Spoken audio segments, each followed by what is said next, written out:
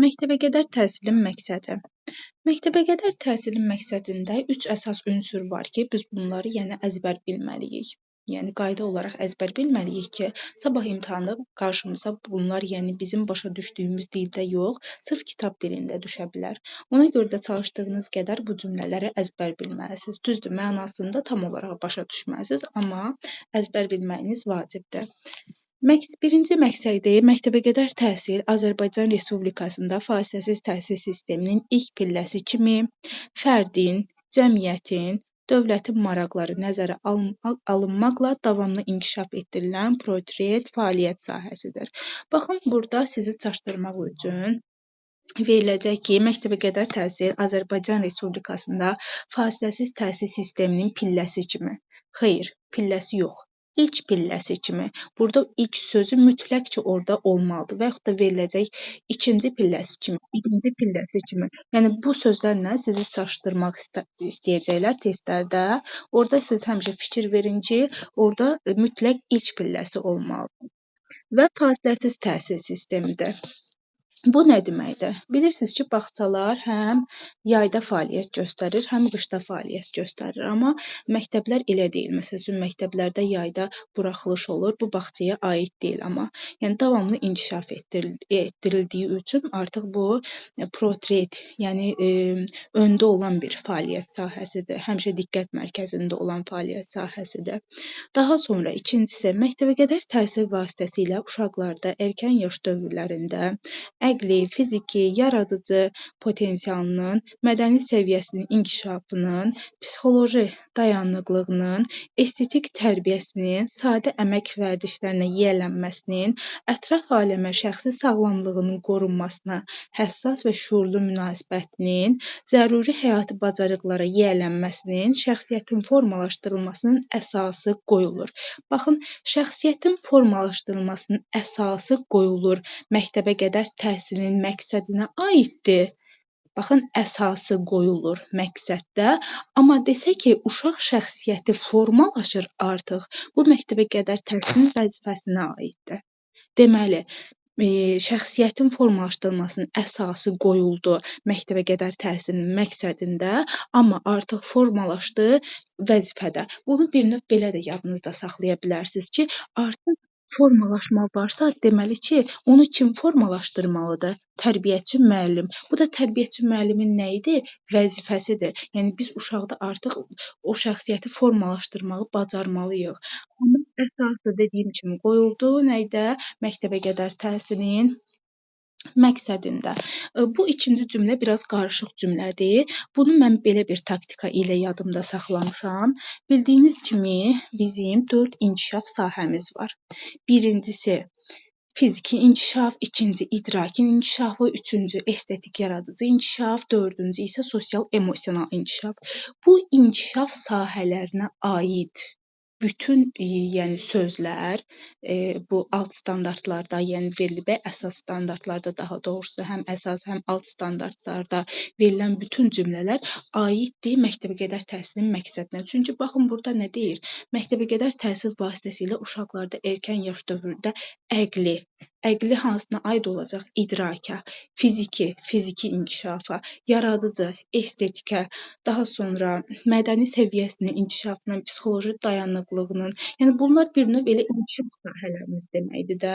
İnkişaf sahələrimizi biz uşaqlarda tam formalaşdırırıqsa, deməli ki, biz nə edirik? Məktəbəqədər təhsilin məqsədini həyata keçirmiş oluruq. Deməli, bu cümləni siz inkişaf sahələri ilə əlaqələndirməyi bacarmalısınız. İnkişaf sahələrinə aid olan bütün cümlələr, məsəl üçün, idrakda nə deyirik? Uşağın, idraki daha yaxşı inkişaf edir, hansı oyunlardan istifadə edirik?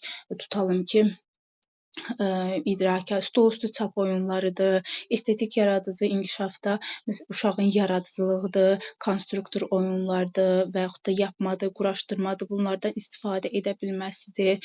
Artıq nə edir? Uşaq tam bir şəxsiyyət kimi, bunları artıq bacarırsa, ən sonda biz o şəxsiyyətin formalaşdırılmasının əsasını qoymuş oluruq. Daha sonra məktəbəqədər, bir dəqiqə, başqa müəllimlər qoşulmaq istəyir. Mhm. Məktəbəqədər təhsil uşaqların milli, mənəvi, bəşəri dəyərlər ruhunda, dövlət maraqları və Azərbaycancılıq məfkurəsi əsasında tərbiyə olunmasına istiqamətləndirilmiş ümumi təhsilə hazırlığını təmin edir. Yəni biz uşaqları elə formada, yəni hazırlamalıyıq ki, artıq uşaq neyləsin, ümumi təhsilə tam hazır formada olsun. Uşaqlarda həm milli, mənəvi dəyərlər formalaşsın, həm dövlətimizə, bayrağımıza, himnimizə, gerbimizə, yəni bunların hər biri haqqında uşaq məlumatlı olmalıdır bağça dönəmində və biz bunu formalaşdırmaq üçün bir çox metodlardan istifadə edirik təbii ki, çünki uşağa durub biz dəyərlərimiz haqqında məlumat versək, təbii ki, onu həmin anda yadında saxlaya bilməyəcək. Ona görə nə etməliyik? Uşağın yaş səviyyəsini nəzərə alaraq biz milli, mənəvi dəyərlərimizi uşaqlara başa sala bilməliyik.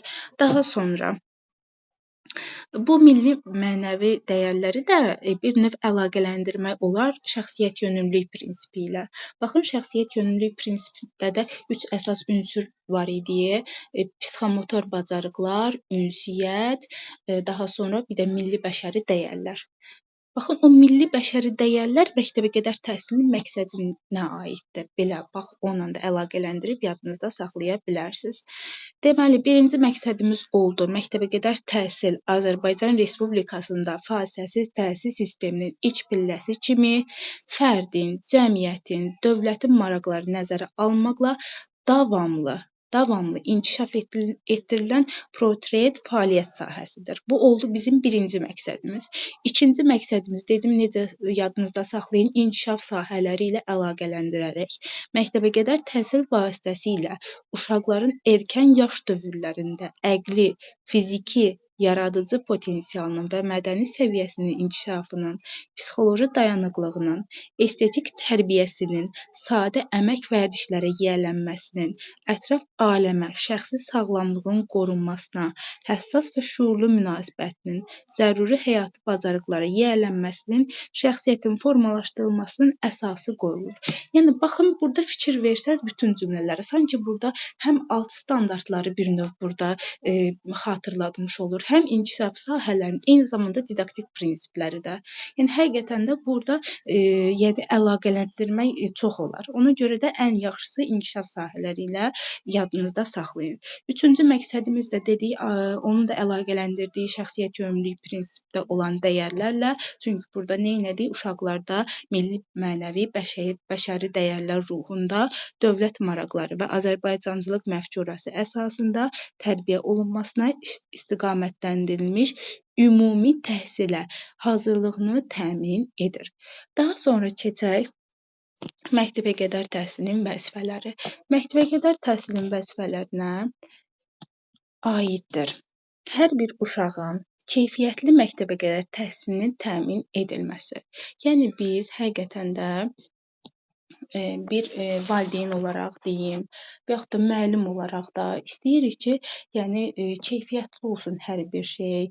Yəni bizim olduğumuz otaq, belə deyim, mühiti yaxşı olsun, resurslar, yəni bizi qane etsin. Daha sonra uşaqların, yəni gigiyenasıdır, yəni tam burada necə deyim, tam qorunmuş olaq da, bütün vasitələr əlçatan olsun. Belə deyim. Yəni keyfiyyətli məktəbəqədər təhsilin təmin edilməsi bu deməkdir. Yəni dövlət bizi keyfiyyətli məktəbəqədər təhsildə təmin etməlidir ki, biz də uşaqlara keyfiyyətli təhsil verə bilək. Daha sonra fiziki, psixi, mənəvi sağlamlığının qorunmasının təmin edilməsidir. Özünə, ailəsinə, vətənə məhəbbət, millətinə, dilinə, dininə, dövlət rəmzlərinə, Azərbaycan xalqının, həmçinin digər xalqların milli mənəvi dəyərlərinə hörmət ruhunda tərbiyə edilməsi. Yəni hər bir uşaq vətənə, vətəninədir, digər xalqların millətinədir, adət-ənənələrinədir, yəni hörmət ruhunda tərbiyə edilməlidir. Həm bağçada, eyni zamanda evdə də biz özümüz valideyn olaraq həmişə, yəni bunlar haqqında davamlı olaraq maarifləndirici söhbətlər aparmalıyıq uşaqlarla. Daha sonra dediyim kimi uşaq şəxsiyyətinin formalaşdırılması oldu məktəbəqədər təhsilin vəzifəsində. Uşaq şəxsiyyətinin formalaşdırılmasının əsası qoyuldu məktəbəqədər təhsilin məqsədində. Bunu bir-birindən qarışdırmayın. Çünki testlərə düşür. Daha sonra uşağın ehtiyaclarının müəyyən edilməsi və ona müvafiq xüsusi inklüziv təhsil ilə əlaqədar xidmətlərin göstərilməsi. Baxın, burdan da hansı belə deyim, didaktik prinsipi xatırladır bu cümlə. Hansı müəllim deyər? Uşağın ehtiyaclarının müəyyən edilməsi və ona müvafiq xüsusi inklüziv təhsillə əlaqədar xidmətlərin göstərilməsi. Yəni sizcə Uşaq bunu yönümlülük. bəli, uşaq yönümlülüklə əlaqələndiririk. Nəyə görə? Uşağın meyl və marağını nəzərə alırıq. Bəli, düzdür Səbinə müəllimə. Daha sonra sosial-pedaqoji baxımından ailənin dəyərli üzvü kimi inkişafın təmin edilməsidir. Yəni hər bir belə deyim, uşağı biz dəyərli görməliyik. Hər bir uşağın ailəsinə dəyər göstərməliyik, hörmətlə yanaşmalıyıq. Yəni fərqli-fərqli ailələr var, fərqli-fərqli ailə tipləri var. Biz onların hər birinə hörmətlə yanaşmağı bacarmalıyıq. Yəni onları bir növ belə deyim, olduğu kimi qəbul etməliyik. Təbii ki, onlar biz belə deyim ki, tənqidlərə açıq olmalıyıq, amma valideynlər də bizə hörmət etməyi bacarmalıdır. Yəni bir növ biz də onlarla davamlı olaraq maarifləndirici söhbətlər aparmalıyıq, görüşlər təşkil etməliyik ki, həm onlar özünü dəyərli hiss etsinlər. Eyni zamanda biz tərbiyəçi müəllim də həm uşağı, həm özümüzü, həm valideyni bir anda dəyərli hiss etdirə bilək. Çünki həqiqətən də müəllim, valideyn, uşaq üçbucağı belə deyim də bu qorunub saxlananda keyfiyyətli belə deyim, təhsil vermək olur uşağa. Yoxsa ki, valideynlə müəllim arasında problem olsun və yaxud da uşaqla müəllim arasında bir problem olsun, o zaman heç bir şey əldə etmək olmur. Təhsilin bazı komponentləri əsasında sosiallaşma tələbatının yaradılması da məktəbəqədər təhsilin vəzifələrinə aiddir. İndi isə keçək məktəbəqədər təhsilin məzmununa. Mən məzmunu deyərdim ki, belə yadınızda saxlayın ki, məktəbəqədər təhsilin, yəni sizə durduğu yerə, yəni sual verdilər, siz də yəni özünüzü itirməyəsiniz deyə belə cavab verə bilərsiniz ki, məsəl üçün dedilər ki, Səbinə müəllimə, məktəbəqədər təhsilin məzmununa nələr aiddir? Deyə bilərsiniz ki, didaktik prinsiplərin hər biri məktəbəqədər təhsilin məzmununa aiddir. Çünki bəzən orada olan cümlələr sizin yadınıza düşməyə bilər. Məsələn, başlayacaqsınız ki, nəticə yönümlülük. Nə demək idi nəticə yönümlülük?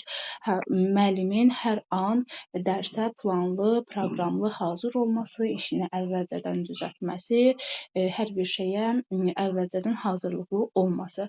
Yəni bu formada biz artıq nəyi görmüş oluruq burada?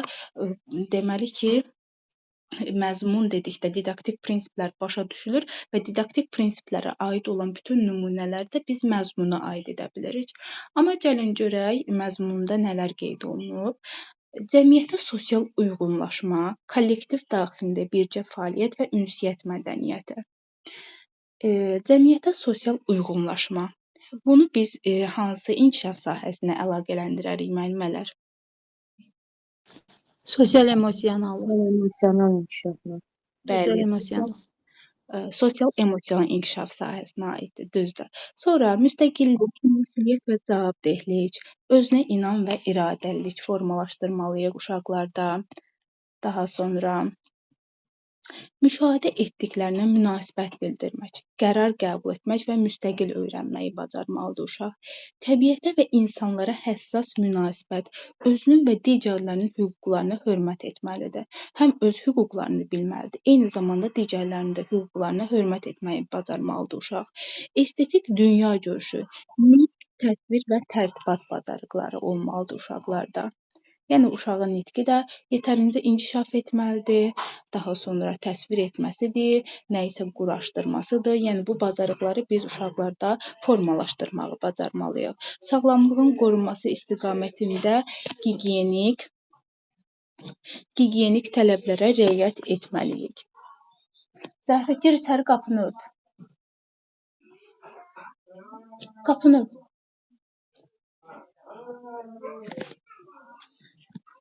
Bir dəqiqə müəllimələr.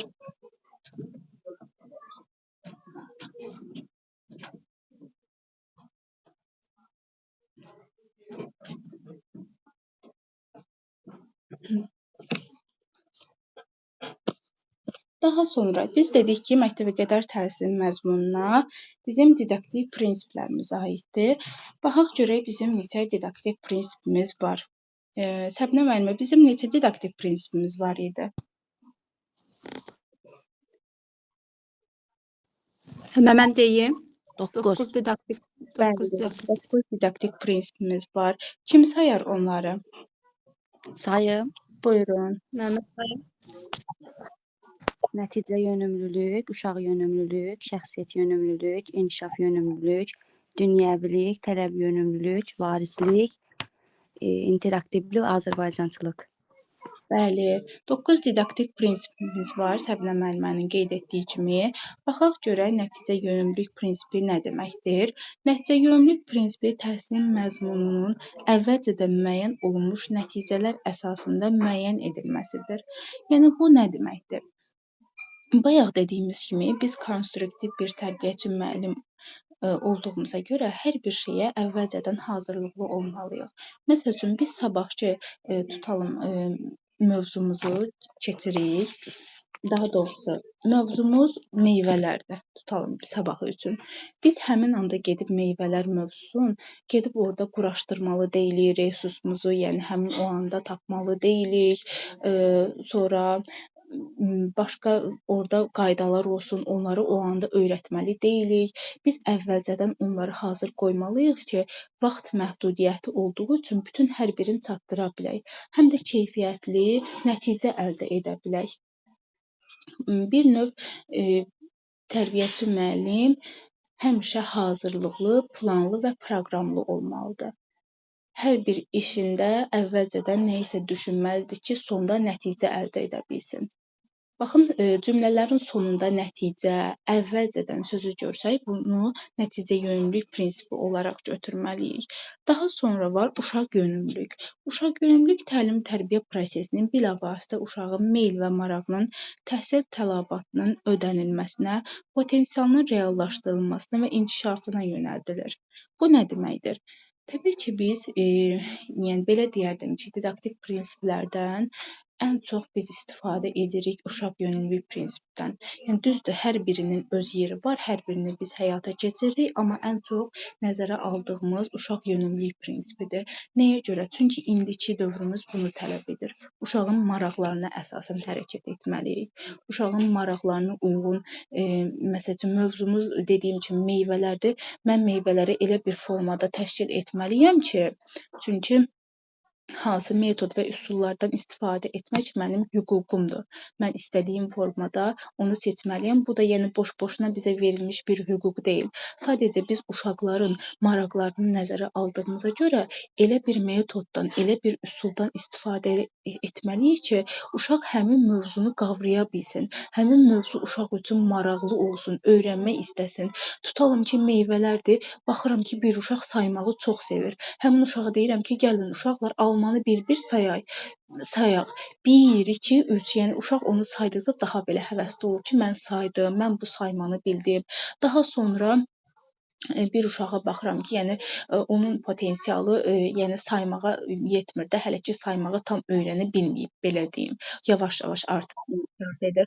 Bu zaman ona baxıram ki, o rənglərə daha çox maraq göstərir. Neynirəm? Həmin uşaqdan soruşuram ki, bax, almanın neçə rəngi var? Alma hansı rənglərdə ola bilər? Gəl bir-bir almanın rənglərinə baxaq. Bax, alma sarı da ola bilər, yaşıl da ola bilər, qırmızı da ola bilər. Yəni bu formada həmin o uşaqda artıq neynədim? Mən bir növ maraq yaratdım. Bunu da təbii ki, mən əvvəlcədən, bax burada artıq nəticə yönümlülük prinsipinə də istinad eləmiş oluruq, yəni onunla da əlaqələndirmiş oluruq. Baxın, əvvəlcədən mən o uşağı müşahidə etdiyim üçün mən bilirəm ki, o uşağın potensialı hansı səviyyədədir. Mən bilirəm ki, yəni həqiqətən də uşağın marağı nədir? Uşağın mən yəni hansı metoddan, hansı üsuldan istifadə edib ondan bu mövzunu sorursam, o mənə cavab verəcək. Yəni bu formada nə edirik? Biz hər bir addımımızda bu, yəni mövzu olmasın, oyun olmasın və yaxud da başqa bir fəaliyyətlər olsun, güşələrin təşkilidir. Nə edirik? Biz həmişə uşağı ön planda saxlayırıq. Uşaqların maraqlarına uyğun hərəkət edirik. Məsəl üçün belə deyim ki, müsahibədə ən məşhur verilən suallardan biridir. Deyirlər ki, məsəl üçün elə bir oyun qur ki, orada bütün inkişaf sahələri, yəni özünü göstərsin. Məsəl üçün mən belə bir oyun qurub demişdim. Dedim, rəngli balon dedim oyunu quraram. O rəngli balonların içərisinə hər bir tapşırıq qoyaram da inkişaf sahələrinə uyğun. Məsəl üçün birində verilib 4 dəfə oppan düş. Yəni burada artıq nədir? Uşağın böyük motorikasının inkişafıdır. Bunu əlaqələndirdiyi fiziki inkişafdan. Birinə yazıb qoyaram ki, gördüyün ağacları say. Artıq burada neynədim? Uşağın idrakini inkişaf etdirdim. Burada da artıq onu o idrakin inkişaf etdi uşaqda, həm də maraqlı oldu. Təbii ki, yəni bunu biz bilirik ki, hansı uşağa təqdim edirik də.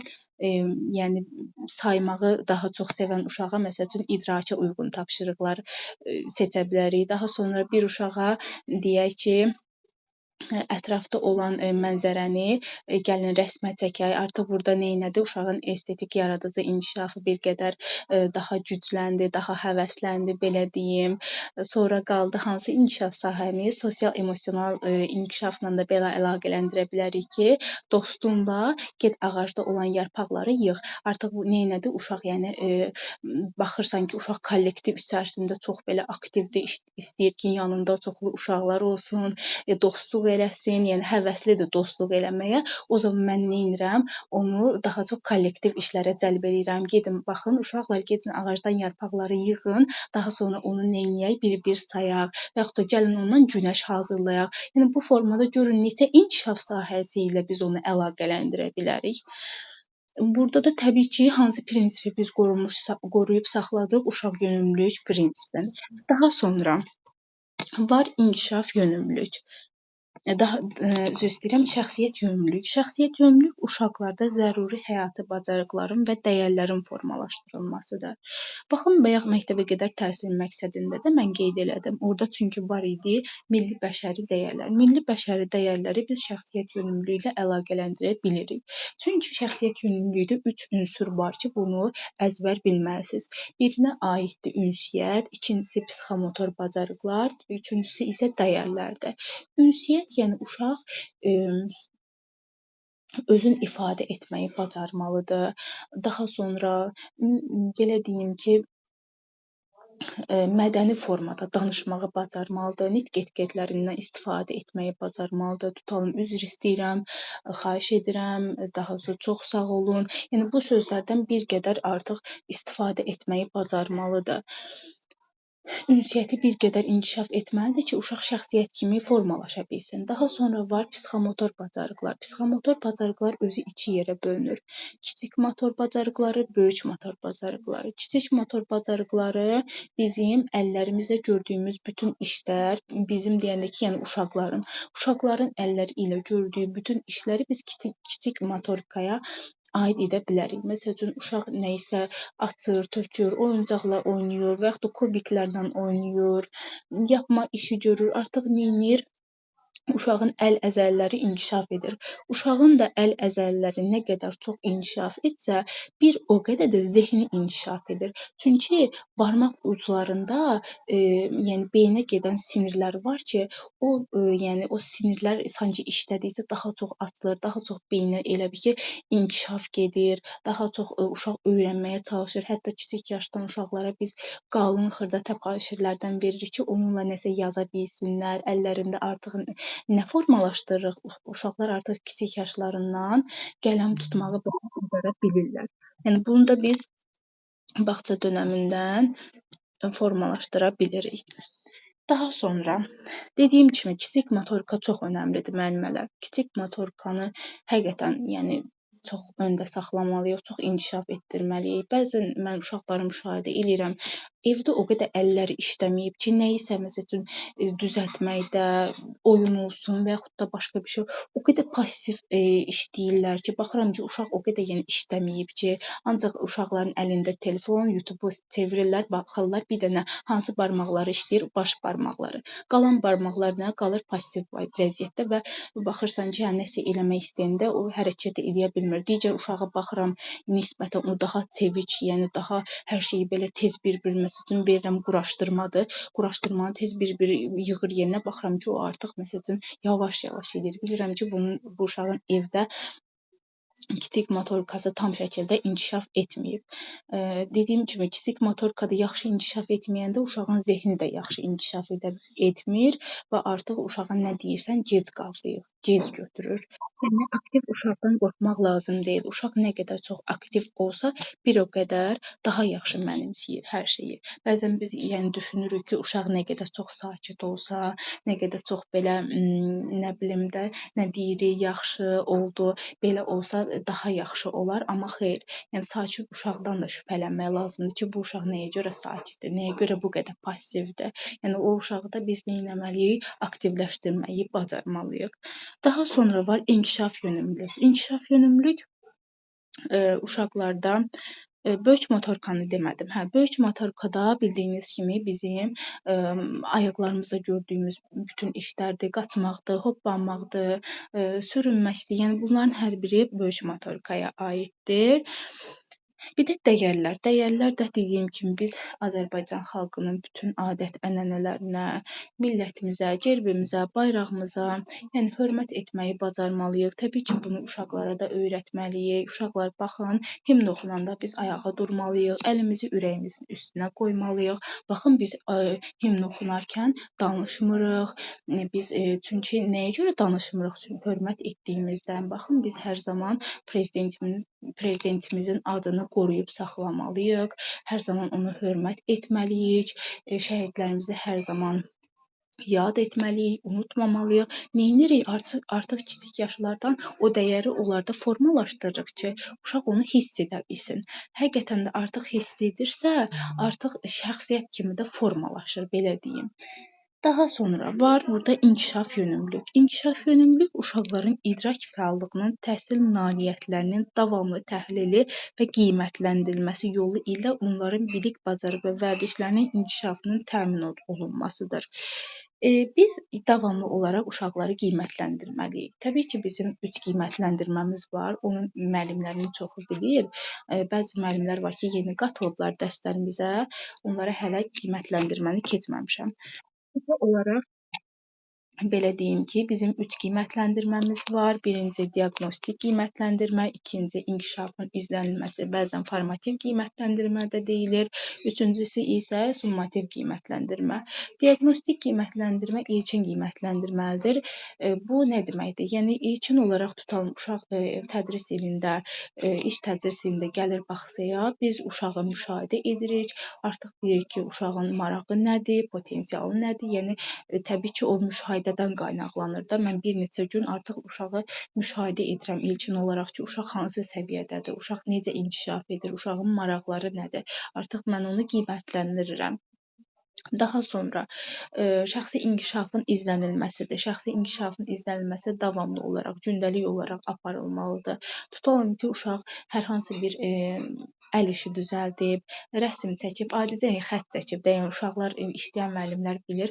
Nəsə vərəqdə nəsə çəkib, gətirir tez onu göstərir. Müəllimə buna baxın, necədir, necə çəkmişəm. Biz onu yəni desək ki, hə, yaxşıdır, get otur. O zaman o çox məyus olacaq, heç sevinməyəcək. Amma gəlib göstərəndə nəyisə desək, afərin sənə, nə gözəl çəkmisən. Yəni bir növ şişirtməməliyik də. Çünki şişirdəndə də artıq bu destruktiv rəyə gedir, çıxır. Bilmirəm bu cümlə qarşınıza çıxıb ya yox. Məsəl üçün bəzən qiymətləndirmədə müəllimlər səhv olaraq belə cümlələrdən istifadə edirlər ki, sən nə gözəl çəkmisən, lap rəssam imişsən ki, və yaxud da sən lap həkim imişsən ki, belə cümlələrdən istifadə etmək olmaz. Çünki bir növ mən uşağa desəm ki, sən lap rəssam imişsən, uşaqda arxayınçılıq yaranacaq və heç bir şey etmək istəməyəcək. Yəni deyəcək ki, onsuz da mən bunu bacarıram da. Müəllimim mənə dedi ki, sən rəssamsan. Mənim artıq heç nəyə çəkməyə ehtiyacım yoxdur. Artıq neynədik? Uşağı dayandırdıq. Sanki stopladıq da, inkişafdan kəsildi uşaq. Amma mən ona desəm ki, nə gözəl çəkmisən, afərin sənə. İnanıram ki, bundan sonra daha gözəl rəsmlər çəkəcəksən.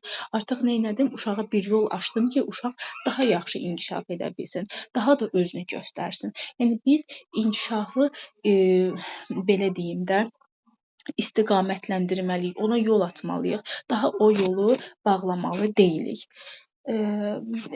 Destruktiv rəy var, konstruktiv rəy var. Bunlar haqqında da istəyirəm sizə rəy verim. Baxın, bu dediklərim destruktiv rəy idi.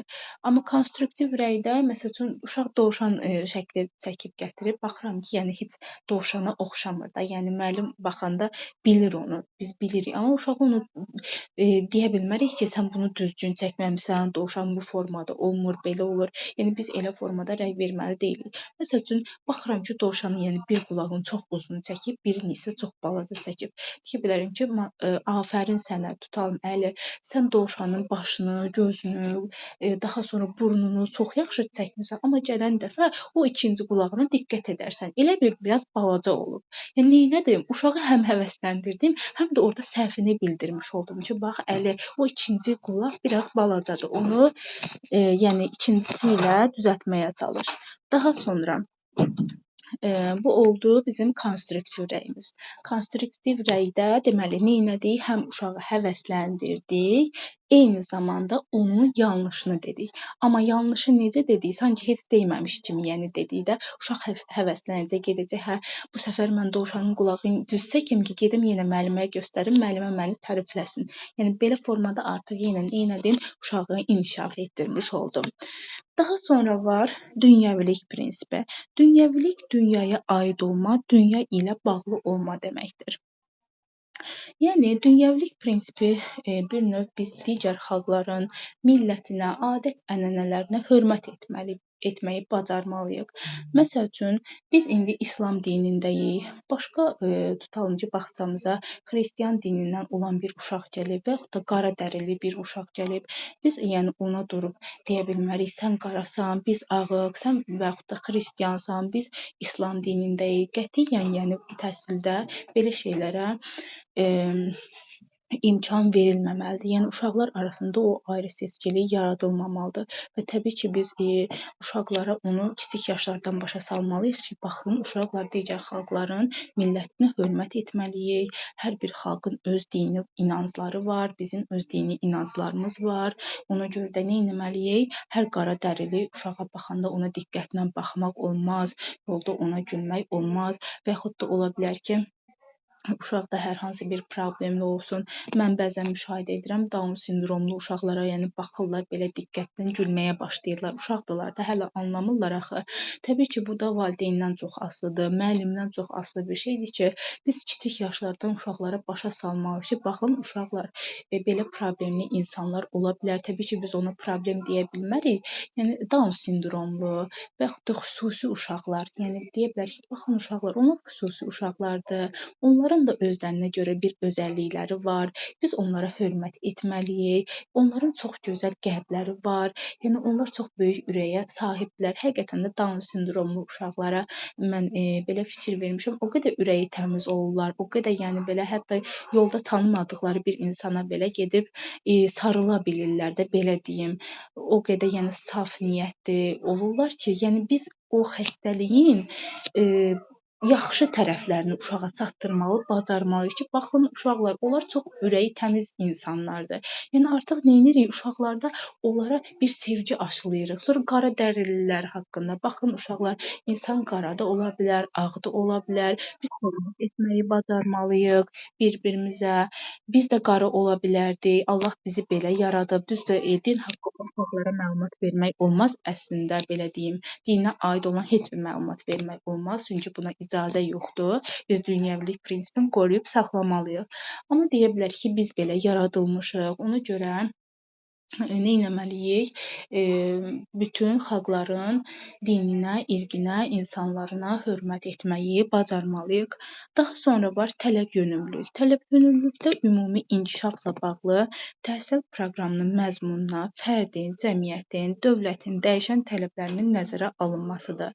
Baxın, tələb yönümlülük bir növ indiki dövrümüzdə istifadə olunan texnologiyalardır. Yəni biz o texnologiyalardan istifadə etməyi bacarmalıyıq. Bir tərbiyəçi müəllim olaraq biz yəni kompüterdən də istifadə etməyi bacarmalıyıq. Daha sonra elektron lövhədə istifadə etməyi bacarmalıyıq. Telefondur, planşetdir. Yəni bunlar nədir? Artıq dövrümüzdə istifadə olunan texnologiyalardır və bu texnologiyaların da biz yaxşı tərəflərini, yəni uşaqlara çatdırmalıyıq. Məsəl üçün, kompüterdə nə qoşa bilərik uşaqlara? Nağıl dinlətdirə bilərik. Elektron lövhədə daha yəni geniş olur. Nağıl qoşa bilərəm. Oradakı qəhrəmanlar haqqında məlumat verə bilərəm. Həmin yəni bir növ nağılı uşaqların gözü qabağında canlananda onlar üçün daha maraqlı olur. Yəni bunu indi deyək ki, hər hansı bir tərbiyəçi müəllim bilmir, təbii ki, o onun artıq belə deyim nöqsanıdır. Çünki indiki dövrümüz onu tələb edir ki, sən kompüterdən istifadə etməyi bacarmalısan, elektron lövhədən istifadə etməyi bacarmalısan. Çünki artıq dediyim kimi dövrümüz onu tələb edir və biz artıq bilmiriksə o texnologiyalardan necə istifadə etmək lazımdır. O zaman neynirik? Tələbyönümlülük prinsipini pozmuş oluruq. Çünki artıq belə şeylər qaldı, yəni keçmiş dönəmdə. Ənənəvi təhsildə necə idi? Gedirdik, lövhəyə müəllim yazırdı, biz köçürdürdük, müəllim danışırdı, biz dinləyirdik, gəlirdik, oxuyurduq, təzədən gedirdik. Yəni bu formada bizim günlərimiz keçirdi. Amma indi neynirik? Uşaq üçün daha geniş imkanlar, yəni yaradılıb və o imkanlardan da biz istifadə etməliyik. Yəni bu o demək deyil ki, müəllim keçmişdə belə dərs keçibsə, indi də elə dərs keçməlidir, elə təhsil yəni verilməlidir. Xeyr, o artıq yanlış bir addımdır. Ona görə də dövrümüz nəyi tələb edirsə, onunla uyğunlaşmağı bacarmalıyıq. Daha sonra varislik. Varislik müəyyən edilmiş yaş qrupları üzrə tətbiq edilən təhsil proqramlarının məzmun və mahiyyət etibarilə bir-birini tamamlamasıdır. Yəni, məsəl üçün, tutalım, bir dəqiqə qoşulmaq istəyən müəllimlər var. Əslində gec gəldilər. Deməli, varislik müəyyən edilmiş yaş qrupları üzrə tətbiq edilən təhsil proqramlarının məzmun və mahiyyət etibarilə bir-birini tamamlanmasıdır. Yəni, burada yaşlar üzrə mövzuları düzgün seçməyi bacarmalıyıq. Yəni, mövzular sadədən mürəkkəbə getməlidir. Tutalım ki, ətraf aləmlə tanışlıq məşğələsidir. Mövzumuz da çiçəklərdir. Yəni, çiçəklər haqqında mən orta qrup deyim ki, qrupum da orta qrupdur. Orta qrupda olan uşağa mən elə bir məlumat verməliyəm ki, ilk öncə sadə tapşırıqlardan yəni başlaya bilərəm. Baxın, uşaqlar, bu qızıl güldür. Bir-bir yəni güllərin adını deyə bilərəm. Daha sonra yəni uşaqların hər birini bir gül edərəm. Məsəl üçün, sən ol qızıl gül, sən ol nərgiz gülü, sən ol papatya. Yəni bu formada artıq canlandıraram, artıq keçərəm onun xüsusiyyətlərinə. Yəni bir növ birinci sadə tapşırıqları onlara həvəsləndirici formada keçərəm. Daha sonra mürəkkəbləşdirərəm. Baxın, uşaqlar, nərgiz gülünün nəyə faydaları var və yaxud da hansı güldən mürəbbə bişirmək olar, belə deyim. Artıq bunlar bir qədər mürəkkəb, yəni tapşırıqlardır da. Kiçik yaşlı uşaqlara bunu desək, heç yəni dinləməyəcək də. Ona görə biz nə etməliyik? Sadədən mürəkkəbə biz o tapşırıqları uşaqlara öyrətməliyik ki, həm yadda qalan olsun, eyni zamanda o səviyyəni özümüz nizamlaya bilək. Daha sonra inteqrativlik. İnteqrativlik təlim məzmun komponentlərinin əlaqələndirilməsidir. Harda əlaqələndirmə sözü görsəz, bilin ki, inteqrativlik prinsipindən söz getmiş olur. Tutalım, baxın, bayaq dediyim nümunələrin hər birində əlaqələndirmə var idi. Ətraf aləmlə tanışlıq məşğələsi mən əlaqələndirə bilərəm məntiqi riyazi təfəkkür məşğələsi ilə də, hətta nitq məşğələsi ilə, daha sonra əlaqələndirərəm fiziki tərbiyə məşğələsi ilə, savad təlimi ilə, yəni çox əlaqələndirmə etmək olar. Bu əlaqələndirmə etməyin də səbəbi nədir? Mövzunun asanlaşdırılmasıdır. Əslində məqsədimiz mövzunun